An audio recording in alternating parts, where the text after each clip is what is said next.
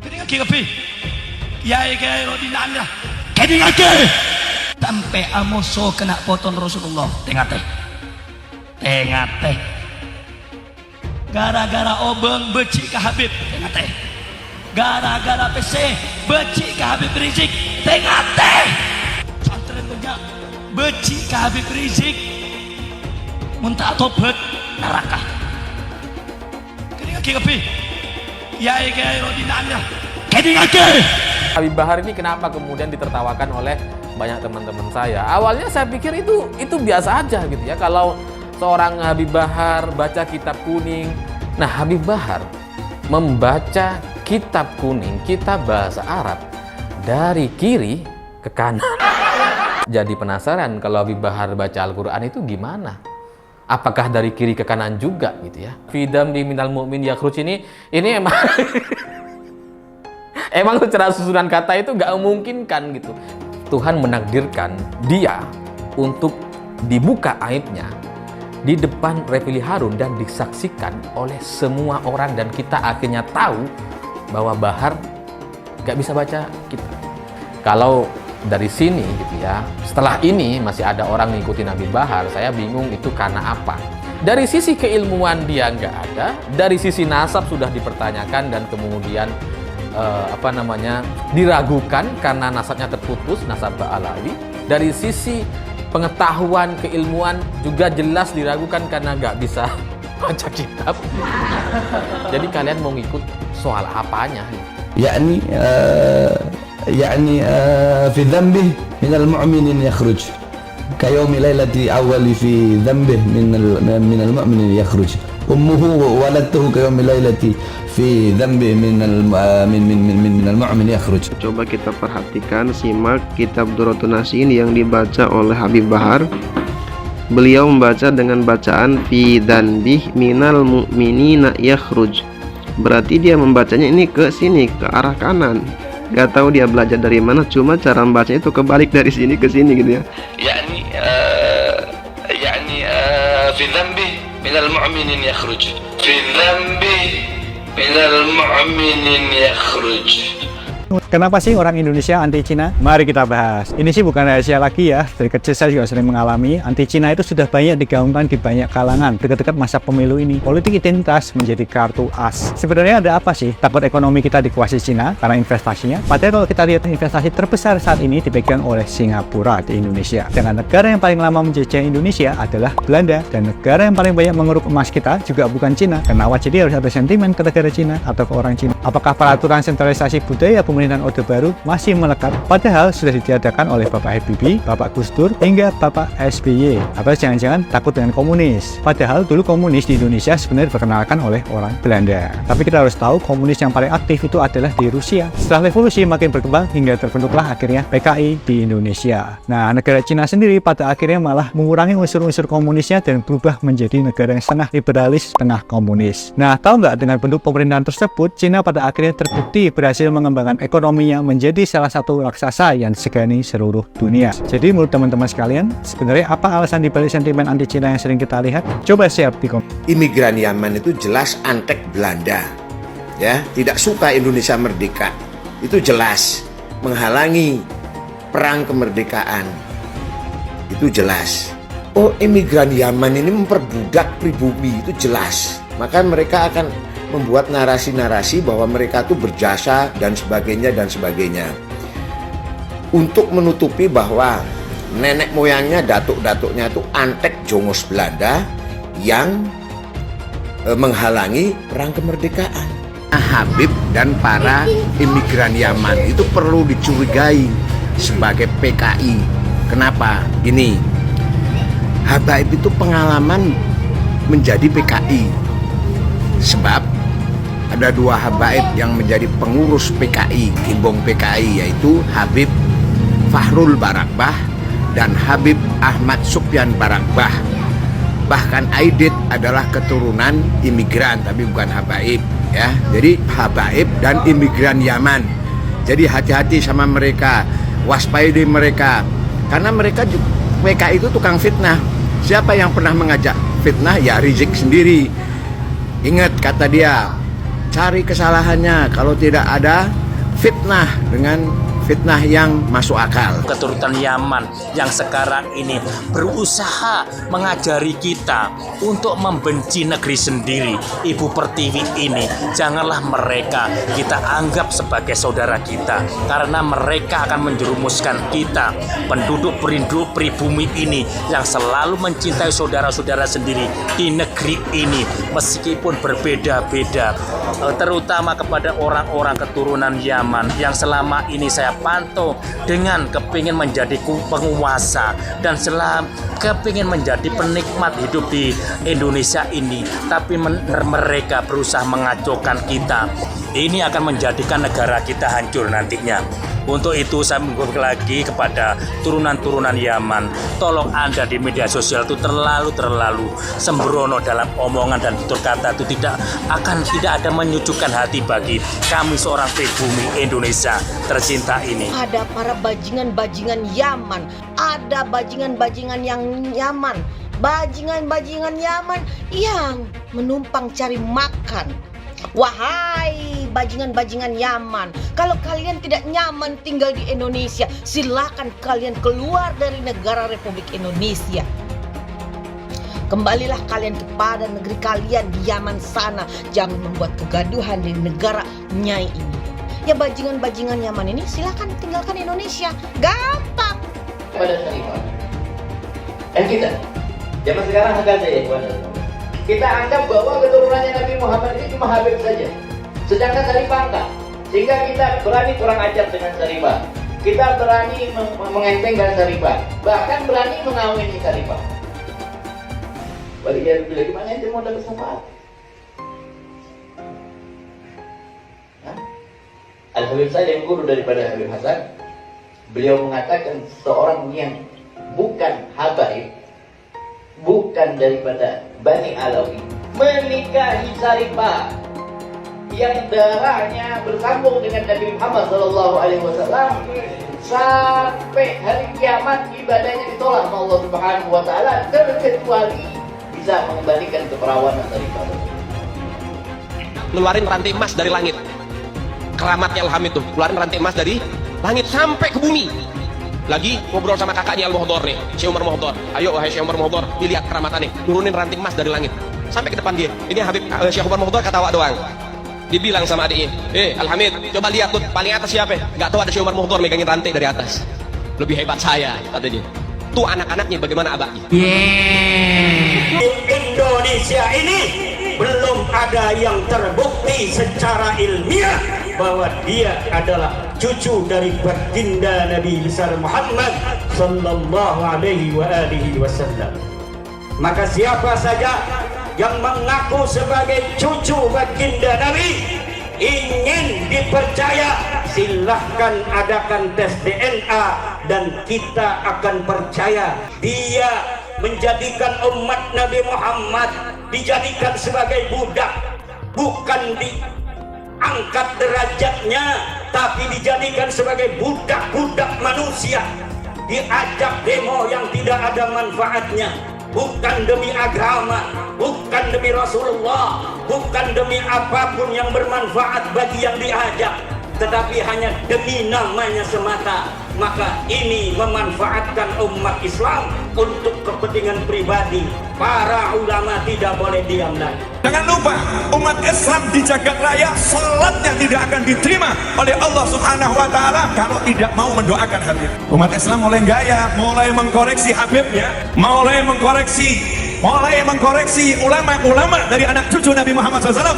Orang yang seperti itu mirip dengan iblis. Orang yang seperti itu mirip dengan iblis. Mirip dengan iblis. Dia mulai marah-marah, mulai kalap ketika dia ngomong bahwa yang mempersoalkan Habib sebagai duriat Nabi itu dia bilang seperti iblis atau malah iblis atau gimana gitu. Yang mempersoalkan itu nasab para Habib itu tersambung atau tidak tersambung ke Rasulullah, dia bilang iblis atau seperti iblis atau apapun itu. Ya jelas salah, tidak percaya bahwa nasab Alawi itu para Habib itu tersambung ke Rasulullah. Ternyata kan diungkap oleh Gus Abbas dan beberapa ahli nasab itu menyampaikan bahwa sebenarnya keterputusan nasab Alawi ke Rasulullah itu kan persoalan lama itu di negara di Yaman sendiri sudah pernah dipersoalkan, sudah pernah rame.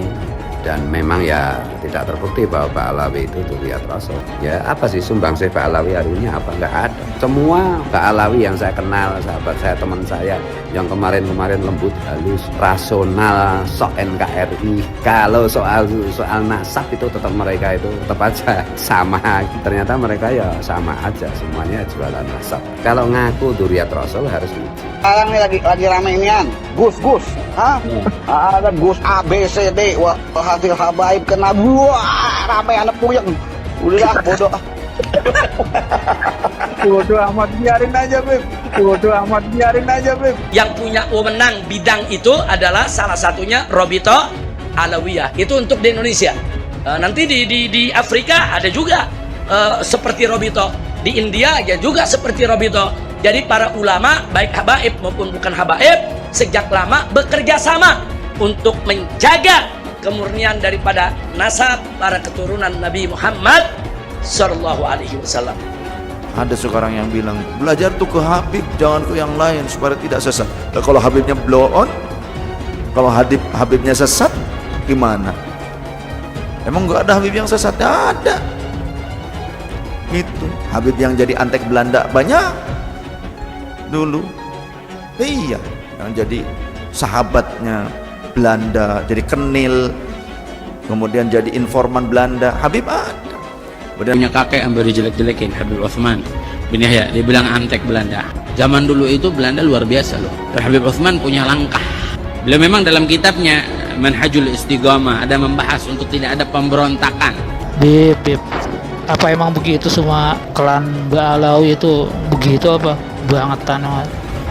Kalau Habib Utsman bin Yahya antek, udah ngaku aja antek, selesai beres. Jangan pakai kelat-kelit sana sini.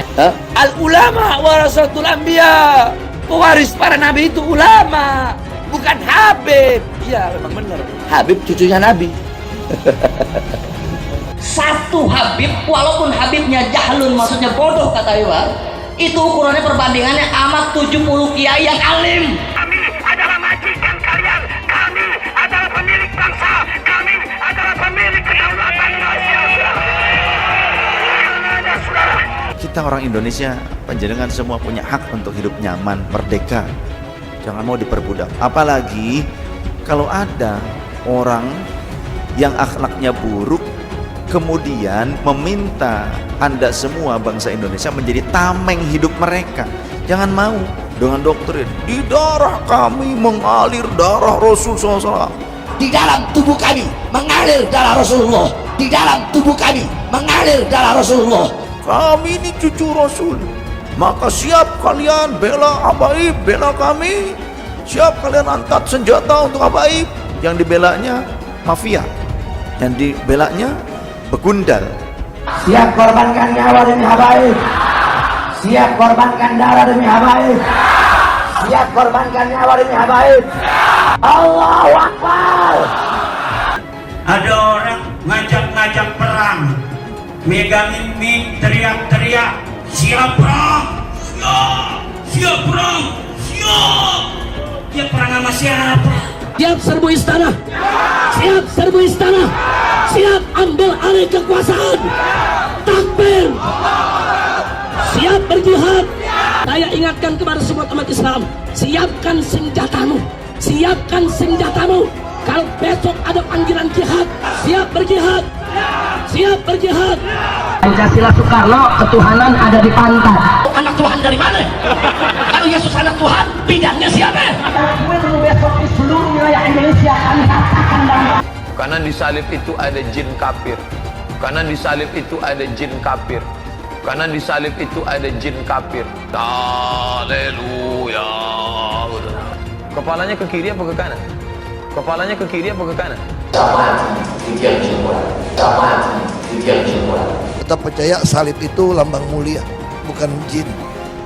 Kok ketawa? Aku nggak nyindir siapa-siapa loh. Banyak sekali ulah Habib-Habib yang merendahkan bangsa Indonesia. Warga yang pribumi dikatakan sebagai budak oleh Habib dari Yaman. Cek dulu dong apakah kamu memang Habib asli. Mau sampai kapan bangsa Indonesia mampu dia menahan diri dan membiarkan bangsanya sendiri dihasut, diadu domba, diperdaya dan diperalat, bahkan diperbudak oleh manusia-manusia keturunan Yaman yang notabene pendatang dan belum jelas juga Habib asli atau bukan. Disuruh lakukan cek keturunan, dia takut, gak berani. Pribumi harus bangkit, jangan mau lagi diinjak-injak oleh Arab Yaman yang ngaku-ngaku sebagai Habib. Jangan mau lagi dikibuli oleh orang-orang seperti Bahar Smith dari Rizik Syihab yang ngaku-ngaku sebagai Habib. Tak usahlah panggil Habib-Habib, seakan-akan keturunan Arab kastanya lebih tinggi dari keturunan pribumi atau keturunan Cina.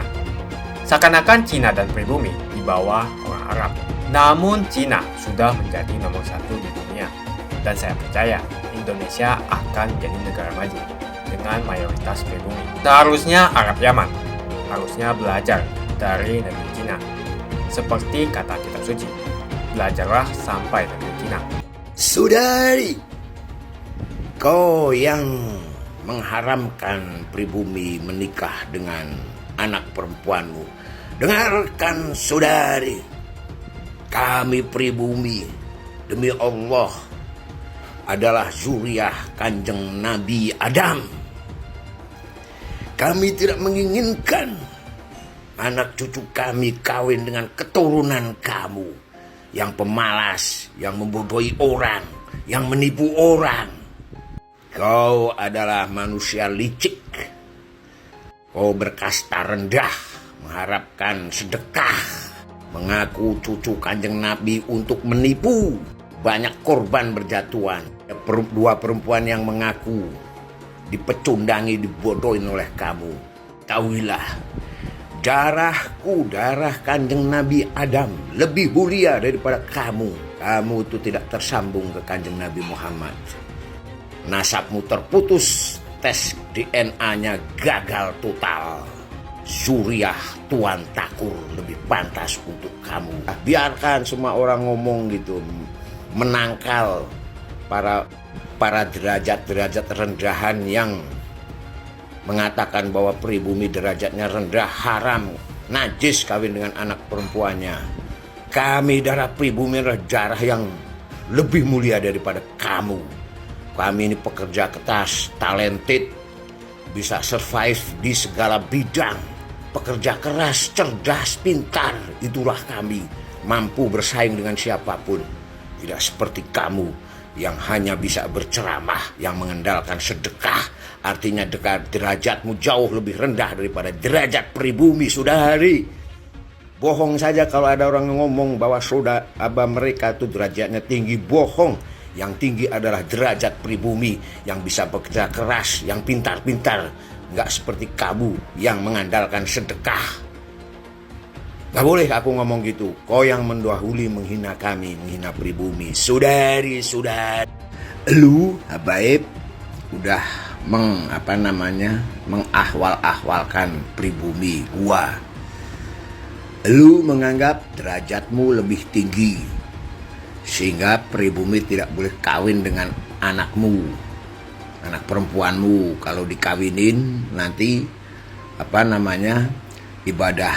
ibadahku, ibadah kami tidak bisa diterima Tuhan, terima Allah, sampai memeknya anak perempuanmu itu dikembalikan ke perawanannya. Menghina kali kau sama pribumi. Aku juga bisa kok membalasnya gitu. Aku juga bersumpah tidak akan mengawinkan anak cucu gue dengan keturunanmu. Apaan gitu. Gak mau gue jadi bodoh seperti elu. Derajat gue lebih tinggi daripada elu. Gue bekerja mandiri, gak mengandalkan sedekah, gak jual-jualan nasab, tapi jualan otak dan keringat, sehingga sukses. Gak kayak elu, hanya mengandalkan sedekah, menjual nasab. Derajat rendah kau. Ya kau sudah merendahkan derajat kami. Apa salahnya aku merendahkan derajatmu? Aku itu ngerti kalau kau merendahkan derajatku. Kau itu berpidato merendahkan pribumi, menganggap dirimu itu bangsa yang mulia. mulia dari Holland, muliaan gua, muliaan pribumi. Pribumi bisa bekerja keras, mempunyai otak yang cerdas, bisa mencari uang dengan otak dan keringatnya, tidak mengandalkan sedekah dengan menjual nasab.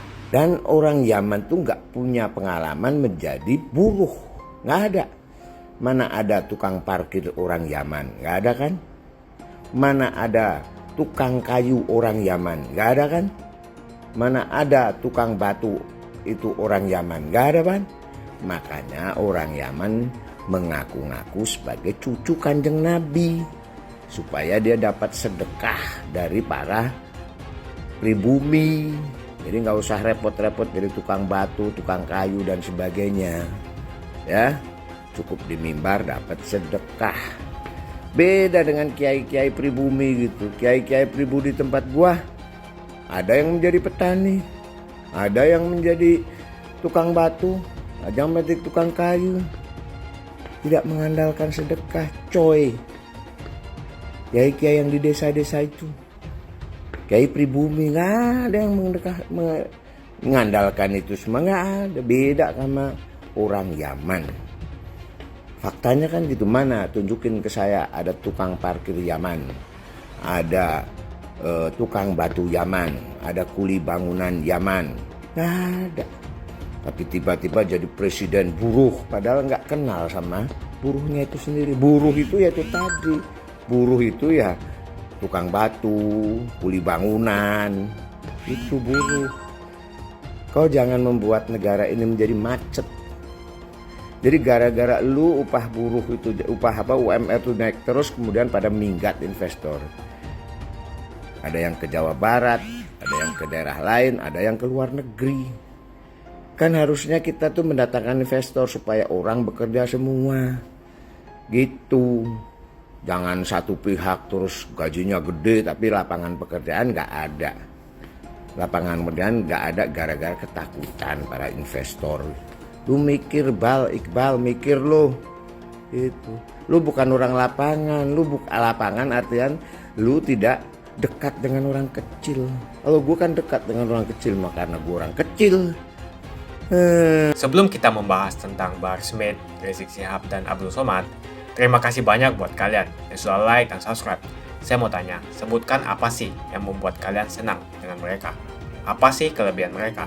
Apakah kalian senang dengan hujatan-hujatan mereka? Tuliskan opini kalian di kolom komentar. Banyak sekali ulah Habib-Habib yang merendahkan bangsa Indonesia. Apalagi ada Habib-Habib lain yang menghina pribumi.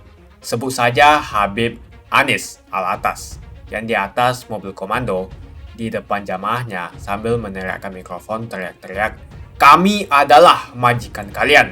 Kami adalah pemilik bangsa. Kami adalah pemilik kedaulatan." Ucap si Habib Hanif. Coba cek dulu keturunan si Habib Hanif ini. Dia ngaku-ngaku Habib. Apa betul dia keturunan Nabi? Hanif Alatas ini sudah merendahkan pribumi. Seakan-akan derajatnya di atas pribumi. Habib-habib ini sering sekali menggelar aksi unjuk rasa yang dinamakan sebagai aksi bela rakyat. Rakyat yang mana yang kamu bela? Lagian tujuan dari demo itu untuk mendesak Presiden Jokowi untuk turun dari jabatannya. Yang jelas dalam video tersebut, Hanif Alatas meneriakkan bahwa dia adalah majikan. Warga yang pribumi dikatakan sebagai budak oleh Habib dari Yaman. Cek dulu dong apakah kamu memang Habib asli. Para pengikut dan umatnya lebih parah lagi, mau saja dijadikan budak oleh Hanif Alatas. Pribumi harus bangkit, jangan mau lagi diinjak-injak oleh Arab Yaman yang ngaku-ngaku sebagai Habib. Saya mengajak para pribumi untuk bangkit, memiliki jiwa nasionalisme, rasa persatuan, dan kesatuan yang tinggi. Jangan mau lagi dikibuli oleh orang-orang seperti Bahar Smith dan Rizik Syihab yang ngaku-ngaku sebagai Habib. Kebangkitan pribumi ini merupakan langkah untuk mengajak rakyat Indonesia memiliki kesadaran agar mampu memperjuangkan Indonesia untuk tidak menjadi budak bangsa lain, terutama Arab Yaman. Orang-orang seperti Bahar dan Rizik Syihab, mereka ngaku-ngaku sebagai Habib. Bisa saja mereka Habib palsu, karena tidak ada pembuktian cek keturunan bahwa betul mereka adalah keturunan Nabi. Jangan terus mengibuli masyarakat dengan menjual nazab. Jual nazab untuk mengumpulkan pundi-pundi rupiah dan kaya raya dengan mengibuli masyarakat. Lihat si Bahar dan si Rizik. Dari miskin jadi kaya. Bahar Smith yang dulunya tidak punya mobil sekarang mempunyai banyak koleksi mobil-mobil mewah. Kalau mobilnya dijual semua, mungkin mencapai hingga puluhan miliar. Yang menjadi pertanyaan, apakah dia membayar pajak? Lalu dari mana penghasilan miliarannya itu? Dengan ceramah dan menjual ayat, si Bahar Smith bisa membeli mobil mewah yang harganya miliaran. Coba cek pajaknya. Apakah dia membayar pajak? Tidak pantas seorang mengaku cucu Nabi, tetapi kelakuannya tidak ada kesopanan sama sekali. Ada juga murid dari Bahar Smith yang mengatakan satu Habib bodoh sama dengan 70 kiai alim. Mau sampai kapan bangsa Indonesia mampu dia menahan diri dan membiarkan bangsanya sendiri dihasut, diadu domba, diperdaya dan diperalat, bahkan diperbudak oleh manusia-manusia keturunan Yaman yang notabene pendatang dan belum jelas juga Habib asli atau bukan. Disuruh lakukan cek keturunan dia takut, gak berani. Berani tidak mereka yang ngaku Habib itu melakukan tes untuk membuktikan mereka betul keturunan Nabi? Kalau para Habib tidak berani melakukan tes, jangan disanjung-sanjung. Apalagi ajaran yang disampaikan penuh dengan ujaran kebencian, seperti Bahar Smith, Rizik Syihab, dan Abdul Somad, dan penceramah-penceramah lainnya. Tak usahlah panggil Habib-Habib, seakan-akan keturunan Arab kastanya lebih tinggi dari keturunan pribumi atau keturunan Cina. Seakan-akan Cina dan pribumi di bawah orang Arab. Namun Cina sudah menjadi nomor 1 di dunia, dan saya percaya Indonesia akan menjadi negara maju dengan mayoritas pribumi. Seharusnya Arab Yaman harusnya belajar dari negeri Cina. Seperti kata kitab suci, belajarlah sampai negeri Cina. Begitu saja opini saya hari ini. Tuliskan opini kalian tentang Bahar Smith, Rizik Syihab, dan Abdul Somad di kolom komentar. Jika kalian setuju dengan pendapat saya, ayo tekan like di video ini. Dan bagikan video ini ke teman dan family Anda supaya mereka semua mengetahui tentang informasi ini. Tekan tombol subscribe dan bunyikan lonceng notifikasi supaya kamu tidak ketinggalan